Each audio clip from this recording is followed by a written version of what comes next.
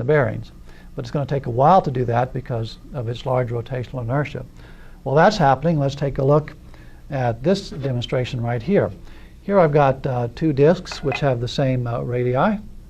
One of them is an aluminum ring, and the other is a piece of wood. Now, if these have the same mass, they have the same inertia, but they don't have the same rotational inertia because that mass is distributed in a different way. For this, the mass is distributed uniformly throughout. For the ring, the mass is all distributed far from where the axis of rotation will be, which is going to be right through the center. And so this will have a greater rotational inertia than this wooden disc.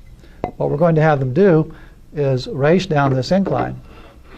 And the one with the greater rotational inertia will lose the race because it will have a greater resistance to a change in its state of rotational motion. Now, right now, the state of rotational motion of both objects is 0. They're not rotating. Once I remove the piece of wood, one of them is going to rotate more quickly. Let's see which one that is.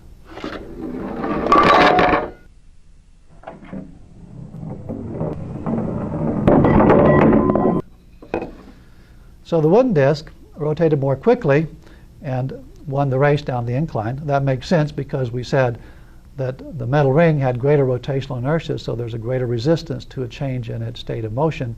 It's going to have a smaller rotational acceleration as it goes down the plane.